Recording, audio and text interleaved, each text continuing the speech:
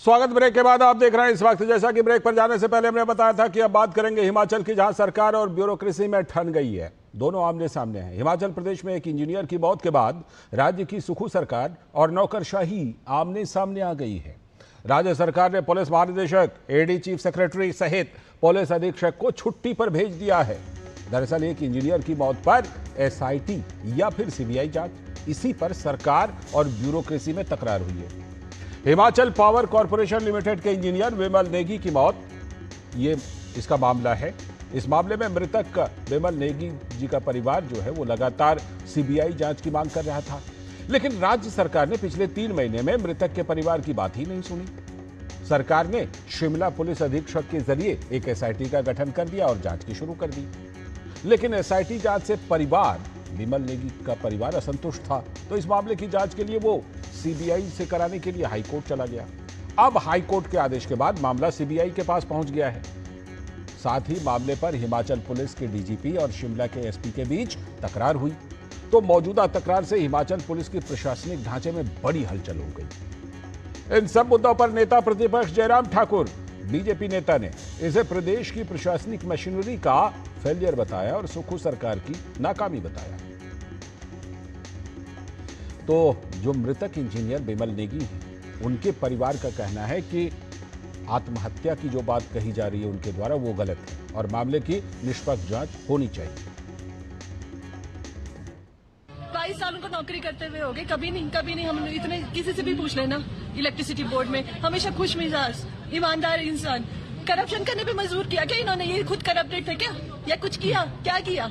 अच्छा खासा यहाँ से टैक्सी लेके गए हैं, टैक्सी वाले से बात की है, ऐसे कैसे सुसाइड कर लेंगे? पिछले दिन वो चौपाल गए हैं, अपने रिलेटिव से मिले, उनसे पूछो, सबसे अच्छे से बात की, अचानक उसको कुछ हो जाएगा। वहीं इस मामले पर मुख्यमंत्री सुखविंदर सिंह सुक्खू का कहना है कि वो अन्याय नहीं होने देंगे। हम आज भी उनके परिवार के साथ हैं। अगर अन्याय होगा फिर भी पूरी सरकार विमल नेगी जी के परिवार के साथ खड़ी होगी। कहीं भी हमको शक होगा, हम उस चीज को जनता की अदालत में उनके परिवार के सामने लाएंगे। लेकिन हिमाचल के पूर्व सीएम और नेता प्रतिपक्ष बीजेपी नेता जयराम ठाकुर कह रहे हैं कि हाईकोर्ट ने सीबीआई जांच का उचित फैसला लिया है। अब हिमाचल सीएम को माफी मांगनी चाहिए।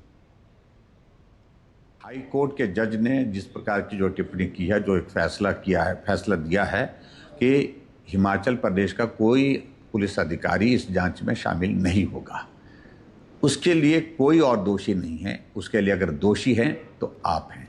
हाईकोर्ट के सामने ऐसी बहुत सारी चीज़ें आएगी जिसमें लग रहा है प्राइमा फेसी की जांच को प्रभावित करने की कोशिश हो रही है कुछ अधिकारियों के माध्यम से। ऐसे में हाईकोर्ट ने जो फैसला दिया है वो उचित फैसला है और मैं समझता हूँ कि मुख्यमंत्री जो है इस टिप्पणी के लिए क्षमा मांगे। ये कोर्ट के खिलाफ बहुत गंभीर आरोप है और मुझे पूरा भरोसा है कि कोर्ट भी इसका संज्ञान लेगा।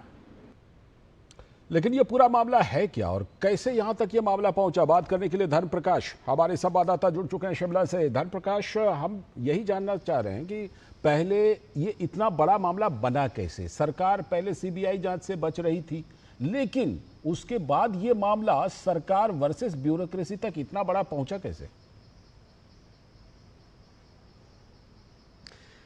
बिल्कुल लालचंद, करीब 3 महीने इस पूरे मामले को लेकर हो चुके हैं। 10 मार्च को जब पहली बार विमल नेगी लापता हुए थे, उसके बाद से लेकर परिवार लगातार इस मामले को संदिग्ध बताता रहा है, इस मामले में जांच की मांग करता रहा है।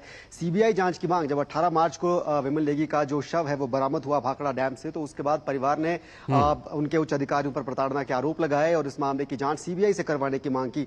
शुरू से ही सरकार इस मामले को सीबीआई में जाने से रोकने की कोशिश करती नजर आती रही है। मुख्यमंत्री बार बार ये दावा करते रहे पब्लिक प्लेटफॉर्म पर भी कि परिवार स्टेट गवर्नमेंट की जो जांच है, जो एसआईटी बनी है, उसकी जांच से संतुष्ट है और उसी के साथ साथ साइमल्टेनियसली जो परिवार है वो बार बार ये कहता रहा कि स्टेट गवर्नमेंट पे और स्टेट गवर्नमेंट की एसआईटी पे उनको भरोसा नहीं है। आखिरकार परिवार को हाईकोर्ट जाना पड़ा और हाईकोर्ट ने पूरे मामले में सुनवाई के बाद सीबीआई के हवाले ये मामला कर दिया। लेकिन इस बीच जो बड़ा पेज प्रशासनिक और प्रदेश सरकार के अंदर जो व्यवस्था में आया वो ये था कि हिमाचल पुलिस के ही 3 अलग अलग रिपोर्ट, अलग अलग दावे कोर्ट में सामने आए। एसपी की एसआईटी अलग बात कह रही थी, डीजीपी का हलफनामा अलग बात कह रहा था और जो प्रशासनिक जांच का जिम्मा दिया गया था एसीएस को वो अलग था। तो हाईकोर्ट ने तीनों में जब विरोधाभास पाया तो इस मामले को एकदम से संदिग्ध मानते हुए सीबीआई को सौंप दिया। और दिलचस्प बात यह है कि ये सब पूरा प्रकरण जब चल रहा था तो मुख्यमंत्री खुद दिल्ली में थे नीति आयोग की बैठक के दौरान।